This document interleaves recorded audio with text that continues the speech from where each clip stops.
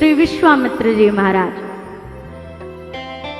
जहां पर इनका आश्रम है, मारीच, सुबाहु, ताड़िका, इस क्षेत्र में जब जब भी यज्ञ होता है, हवन होते हैं, ये सभी इसमें विघ्न डालते हैं।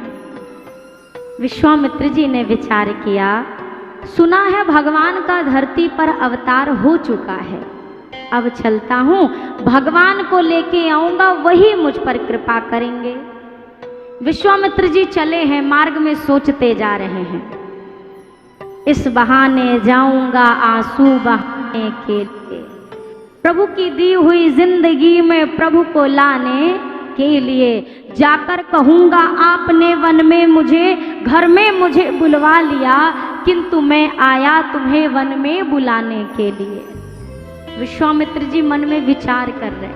अच्छा, विश्वामित्र जी पहले राजा थे, राजर्षि थे, और इन्होंने राजर्षि पद का त्याग किया और अपनी तपस्या के बल पर ब्रह्मर्षि पद को प्राप्त किया। क्या सोचा था कि भगवान ये राजर्षि पद में रहते हुए ब्रह्म मिलने वाला, सब छोड़ दो तब भगवान मिलेंगे। और भगवान की लीला देखिए, विश्वामित्र जी सब छोड़ के जंगल गए और भगवान ने इनका जंगल छुड़वा के घर में बुलवा लिया कि हम तो घर में आ चुके हैं। अब ये प्रसंग कहता है कि आवश्यक नहीं है कि भगवान जंगल में ही मिले, और जरूरी ये भी नहीं है कि घर में ही मिले। तो मिलेंगे कहाँ? अगर आपको घर में भगवान दिख रहे हैं तभी जंगल में भी दिखेंगे, और अगर जंगल में दिख रहे हैं तो घर में भी दिखने चाहिए। भगवान के रहने का कोई एक स्थान सुनिश्चित, हम जो ठान लेते हैं ना, घर वाले भगवान उतना फायदेमंद नहीं है, तो कहाँ वाले हैं जो बाहर रहते हैं, वो भगवान ज़्यादा काम करते हैं। अगर घर वाले भगवान के प्रति श्रद्धा होगी तो ही भगवान जो बाहर बैठे हैं ना तीर्थ में, उनके प्रति भी श्रद्धा जगेगी। विश्वामित्र जी गए कि मैं जंगल में जा रहा हूँ, घर छोड़ रहा हूँ, और भगवान जंगल छोड़ के घर में चले आए।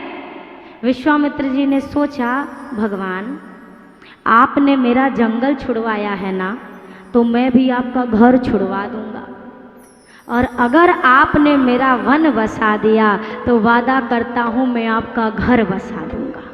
अगर आपने मेरा काम किया तो मैं आपका करूंगा। विश्वामित्र जी अयोध्या पहुंचे, दशरथ जी ने प्रणाम किया। जब दोनों राजकुमारों को देखा है ना, चारों भैया आए, प्रणाम किया। राम जी को देखते ही विश्वामित्र जी एकटक निहारते रह गए, एकटक निहार रहे। दशरथ जी ने सोचा, एक बार हुए थे हमारे यहाँ हरिश्चंद्र जी, तब राम जी आए, विश्वामित्र जी आए, और आज भय हैं रामचंद्र जी, ये तब आए। मतलब ये चंद्र हमारे कुल में सूट नहीं करता। 2 बार हुआ, ये आए हैं, क्या सोच कर आए होंगे। दशरथ जी ने जल्दी से बोला, एक टक राम जी को निहार रहे थे। दशरथ जी ने कहा, मुनिवर के ही कारण आगमन तुम्हारा, कहूँ सो करत न लाऊं वारा। जल्दी से बताइए आना कैसे हुआ, जो कहेंगे करने में समय नहीं लगाऊंगा। जब इतना बोला, ये चंद्रदेव, एक बार ना बीच में चंद्रमा से याद आ गया, नहीं बताऊंगी तो भूल जाऊंगी। राघव जी एक बार चंद्रमा के लिए जिद कर बैठे, मैया से कहने लगे, मैया वो ऊपर का है? मैया ने कहा, लाला वो तो चंद्रमा है। मैया से राम जी ने कहा, मैया जननी के अंचल को छोड़ गई रूठे राम, मैया मोहे चंद्रदेव बचन उचारे हैं। मैया से कहने लगे, मैया मोहे चंद्रमा चाहिए। मैया ने कहा, लाला अरे भूतल पर चंद्र को उतारी बो का खेल लाल, बात अनहोनी नहीं बस में हमारे है। मैया कहने लगी, अरे लाला जमीन पर चंद्रमा को लाना क्या कोई खेल है? कैसी अनहोनी बात करते हो लाल जी, हमारे बस की नहीं है। जैसे ही ये बात सुनी एक संत ने मैया कौशल्या से कहा, माँ सोचत राजेश राम जननी तिहारी गेह, सर्वशक्तिमान लाल बन के पधारे हैं, और भूतल पर चंद्र को उतारी वो है कठिन कहा, आपने तो रामचंद्र भूमि पे उतारे हैं। संत ने कहा मैया तू कहती है तेरे लिए चंद्रमा को नीचे लाना मुश्किल बात है, अरे माँ तू तो वो जननी है जिसने ब्रह्म को रामचंद्र बनाकर उधर साकेत से धरती पर उतार लिया, तो साधारण सा चंद्रमा नीचे लाना तेरे लिए कौन सी बड़ी बात है। अच्छा एक बार ये कन्हैया को भी ऐसी ही सूझी थी, पर राम जी सीधे साधे हैं, कन्हैया तो टेढ़ी खीर हैं। कन्हैया ने मैया से कहा मैया मैं तो चंद्र खिलौना ले हूँ। शुरुआत तो प्रेम से करी थी, मैया मैं चंद्रमा चाहिए। मैया ने कहा कि अरे बेटा वो दूर ही रहता है, दूर से खेल ले ना मैया। मैया ने कहा वो चंदा मामा है बेटा, नीचे थोड़ी ना आवे। कन्हैया का मामा से बोलो नीचे आए, हमें खेलना है। मैया ने कहा पहले तो प्यार से समझाया, जब नहीं माने तो बोला देख कन्हैया जिद मत कर, चंद्रमा नीचे नहीं आएगा। अब कन्हैया की भाषा क्या, मैया मैं तो चंद्र खिलौना लई हूँ, और अगर तूने नहीं दिया तो अब ही जई हो लोट धरनी पर, अगर नहीं दिया तो अब ही लोटना शुरू करूँगा माटी में। मैया ने कहा अरे लौट जा, मेरा क्या बिगड़ेगा, तू ही गंदा दिखेगा, जा लौट ले। कन्हैया ने सोचा पासा तो उल्टा, तो कन्हैया ने कहा सुन मैया अब ही जई हो लोटी धरन पे, तेरी गोद नहीं हो, तेरी गोदी में भी नहीं आऊँगा। मैया ने कहा कब तक नहीं आएगा, अब ही नहीं आएगा, शाम तक तो आएगा ही, मेरा लाल है जाएगा कहाँ। कन्हैया ने कहा भूल जाओ, आज से आपका बेटा भी नहीं। मैया ने कहा तो किसका बेटा। कन्हैया ने कहा होई हो पूत नंद बाबा को तेरो सुत न कहई हो, आज के बाद मैं नंद बाबा का बेटा, तेरा बेटा भी ना। मैया सोचने लगी ये तो जिद्दी है ऊधमी पूरा, चलो इसको बहला देती हूँ। मैया ने कहा अच्छा एक बात बता कन्हैया तो ये चंद्रमा चाहिए क्यों। कन्हैया कहते मैया कितना सुंदर है, बहुत सुंदर है। मैया ने कहा बस सुंदर है इसलिए चाहिए। अच्छा एक बात बता, अगर इससे भी सुंदर कुछ तुझे दे दूँ तो। कन्हैया ने कहा इससे सुंदर, तब तो ये नहीं चाहिए, पर क्या देगी मैया। मैया ने कहा चंदा हूते सुंदर मैं तो है नवल दुल्हनिया लई हो, मैं तो अपने कन्हैया के लिए चंदा से भी सुंदर दुल्हनिया लेके आऊंगी। कन्हैया ने कहा हाँ मैया चंदा से सुंदर दुल्हनिया। मैया ने सोचा चलो बात रफा दफा, काम खत्म। अब लोगों को क्या पता, जहाँ से लोगों की खत्म होती है वहीं से कन्हैया की शुरू होती है। कन्हैया ने कहा मैया उठ। मैया ने कहा कहाँ। बोला चल मेरा कपड़ा पहना, मुझे साफा बांध, मुझे फेंट बांध। मैया ने कहा पर करना का है। कन्हैया कहने लगे तेरी सो मेरी सुन मेरी मैया, मैं तो अब बई ब्याहन जई हूँ। मैया जल्दी से तैयार कर, बढ़िया कपड़े पहना, मैं जा रहा हूँ ग्वाल वालों को बुलाने। मैया ने कहा जाना कहाँ है। बोला आज ही ब्याह करने चलेंगे, अब्बई के अब्बई। कन्हैया ने बड़ी सिफारिश की है, मैया सुन ले बात हमारी, जल्दी तीजो ब्याह कराए। हाथ जोड़कर कहते मैया सबके ब्याह हो गए, कि हम बचे तो को मुँह पे दया नहीं आती, मेरा भी ब्याह करा दे मैया। मैया ने कहा दूंगी ब्याह कराए, तू थोड़ो और बड़ो हो जाए। अरे तनक बड़ा तो हो जा, चुटिया तो अभी बंदी है, खुली ना ब्याह करेगा। कन्हैया कहते हैं औरन के घर बहू नवेली, कितनी सुंदर सुंदर दुल्हनियाँ सबके आए मैया, तू मैया कस रहे अकेली। मैं अच्छा नहीं लगता तू पूरे इतने घर में अकेले घूमती रहती है। सूनी सूनी लगे हवेली, करो सुहावन आंगन पावन, दुल्हन सुघर मंगाए। ओ मैया सुन ले बात हमारी, जल्दी दीजो ब्याह कराए। तब तक गोपियाँ आई। गोपियों ने कहा मैया ये क्या बात चल रही तेरे और कन्हैया में। मैया ने कहा देखो ना जिद ठान के बैठा है कि ब्याह करना है। अब गोपियां लगी हंसने, हे ब्याह, इसका ब्याह, अरे ये काले कलूटे को कौन अपना जमाई बनाएगा। कन्हैया का पारा गरम। कन्हैया ने कहा, तू गंवार मोकू नहीं जाने, तुम गंवार, तुम मेरी महिमा क्या जानोगी, चलनी और सूप से ज्यादा तुम्हें काम क्या आता है। मेरी महिमा, तू गंवार मोकू नहीं जाने, चलनी सूप को काम बखाने। दो ही काम तो आते, तू मोए काला कह रही है, तू कारो तेरो बाबा कारो और कारी तेरी माँ। ये राम जी ना, ये श्याम जी हैं। कन्हैया ने कहा, तू काली, तेरे बाबा काले, तेरी मैया काली। बड़ी आई मुझे काली काली कहने वाली। तू कारो तेरो बाबा कारो, कारी तेरी माए। ओ मैया सुन ले बात हमारी, जल्दी दीजो ब्याह कराए। इतने में नंद बाबा आ गए। नंद बाबा थोड़े दूर खड़े होकर सारी गाथा सुन ली थी बाबा ने। नंद बाबा से कन्हैया कहने लगे, बाबा देखो ना, मैया मेरा ब्याह नहीं करा रही। नंद बाबा ने कहा, चिंता मत कर कन्हैया, अभी मैं तेरे ससुराल से ही आ रहा हूं, बिल्कुल चिंता मत कर। हाँ बाबा, ससुराल से, और क्या बात पक्की करके आ रहा हूं। कन्हैया खुश, एकदम खुश। अब यहाँ पर सारे ग्वाल वालों के बीच कन्हैया पहुंचे। अब ग्वाल वाल लगे हंसी ठिठोली करने, अरे कनुआ तू अबई को आया है, अरे कनुआ तू ये क्या कर रहा है। कन्हैया ने कहा, सुनो, अब ये कनुआ उनुआ नहीं चलेगा, ये आज के पहले की बात थी।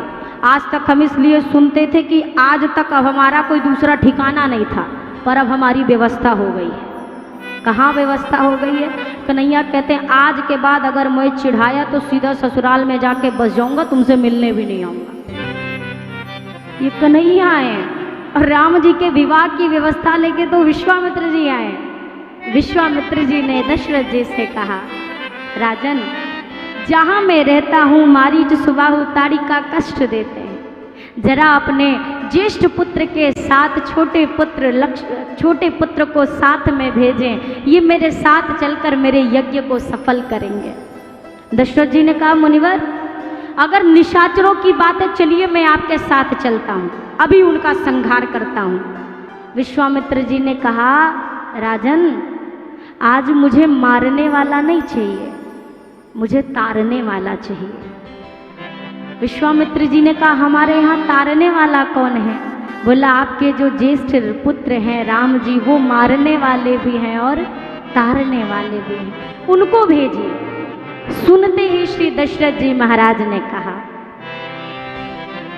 चौथे पन पायऊं सुत चारी, चौथे पन पायऊं सुत चारी, प्रवचन नहीं कहे विचारी, प्रवचन नहीं कहे विचारी, सब सुत प्रिय मोहे प्राण की नाए, सुत प्रिय मोहे प्राण की नाए, राम देत नहीं बनाए गोसाए, राम देत नहीं बनाए गोसाई, मांगहु भूमि धेनु धन कोशा, मांगहु भूमि धेनु धन कोशा, सर्वस देऊं आज सहरोषा, सर्वस देहु आज सहरोषा, देह प्राण ते प्रिय कछु नाहि, सो मुनि देऊं निमिष एक माही। श्री दशरथ जी ने जैसे ही सुना कि इन्होंने राम को मांगा, आप किसी के घर जाइए, सामने वाला कहे मांग लो, जो मांगना है मांग लो, और आपके मांगते ही कह दे ये तो ठीक नहीं मांगा, आपको या तो दुख होगा या तो आपको क्रोध आएगा। लेकिन जब विश्वामित्र जी ने मांग की, श्री दशरथ जी ने कहा, गुरुवर, हे मुनिवर, ये चौथेपन की आयु में तो मुझे 4 पुत्र मिले हैं, इनको पाने के लिए मैं कितना तड़पा हूँ, ये या तो मैं जानता हूँ या मेरे गुरुदेव जानते हैं, और आप इन्हें मांगने आए हैं। मुनिवर, अरे मैंने मांगने का कहा तो क्या आप कुछ भी मांग लेंगे? मांगने से पहले विचार तो किया होता कि मांग क्या रहे हैं। मेरे सारे पुत्र मुझे प्राणाधिक प्रिय हैं, पर उनमें भी राम को देने के विषय में मैं सोच भी नहीं सकता, मैं नहीं दे पाऊंगा। आपने 2 अक्षर से मेरा राम मांगा है, इस दशरथ के जीवन में 2 अक्षर से जो भी कुछ है वो सब ले लो। मांगहु भूमि, धेनु, धन, कोशा, ये सारी 2 अक्षर वाली सारी चीजें मेरी ले लो, पर मैं अपने राम को नहीं दूंगा। राघव को मैं न दूंगा, मुनि मरते मरते, मुनिनाथ मरते मरते, मेरे प्राण ना रहेंगे, मेरे प्राण ना रहेंगे।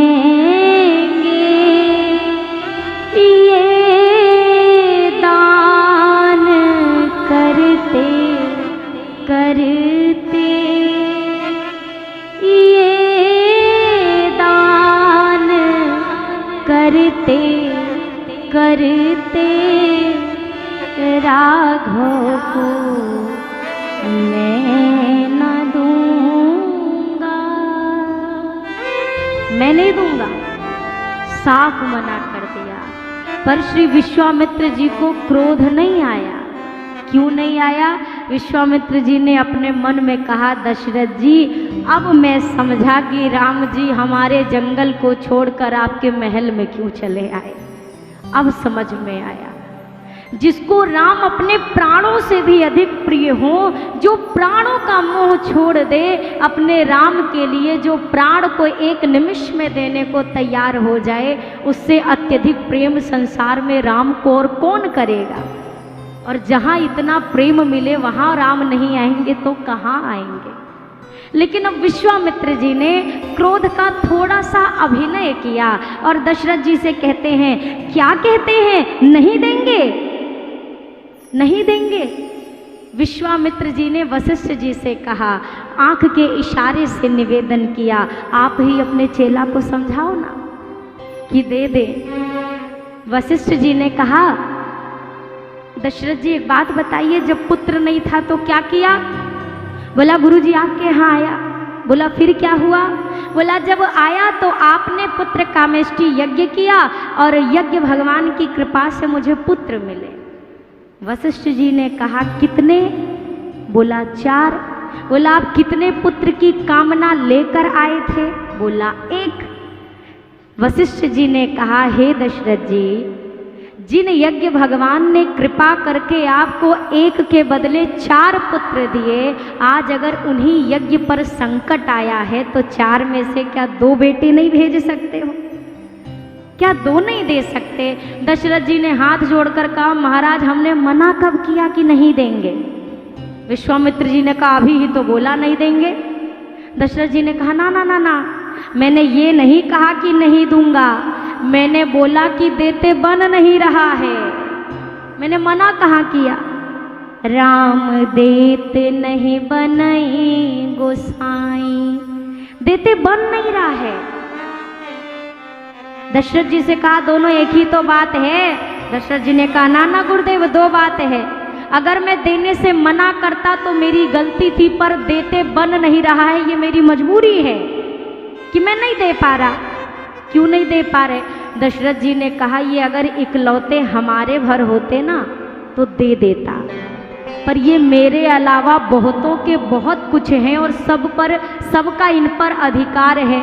तो आप बताओ, सामूहिक जो संपत्ति है उसको अकेले में देने का फैसला कैसे कर सकता हूँ? मुनि जन धन सर्वस्व शिव प्राणा, ये मुनियों के धन हैं, जन के सर्वस्व हैं, भगवान शिव के प्राण हैं, इतने लोगों का इन पर अधिकार है। तो जब तक सबके सिग्नेचर ना हो मैं कैसे अकेले दे दूं? जैसे ट्रस्ट की संपत्ति होती है ना, ट्रस्ट की संपत्ति में पदाधिकारी बहुत होते हैं पर संपत्ति से छेड़खान करने का अधिकार किसी को। वशिष्ठ जी ने कहा, अरे संपत्ति नहीं दे सकते, अपना पद तो दे सकते हैं, इस्तीफा दे दीजिए अपने पद से, अपने पिता के पद से इस्तीफा दीजिए और पिता की जगह विश्वामित्र जी को प्रदान करिए तो ऑटोमेटिक राम जी उनके हो जाएंगे। और यही किया दशरथ जी ने। तुम मुनि पिता आन नहीं हो, अपने पिता का दायित्व विश्वामित्र जी को सौंप दिया। दोनों लाल जी चले, मार्ग में ताड़िका मिली। लक्ष्मण जी ने कहा, भैया मार दो। राम जी ने कहा, लक्ष्मण अरे बाण नीचे करो भैया, देखते नहीं हो, स्त्री है, अबला है, मारना नहीं है। विश्वामित्र जी ने कहा, राम जी पहले इसी को मारो, ये अबला नहीं, बहुत भारी बला है, इसी की वजह से तो समस्या है, मारिए। एक ही बाण प्राण हर लीना, दीन जानिते ही निज पद दीन्हा। आगे चले, आश्रम में जब पहुंचे प्रातः काल मारीच सुबाहु के त्रास से संतों को मुक्ति दिलाई है। विश्वामित्र जी ने बला अति बला नाम की विद्याएं प्रदान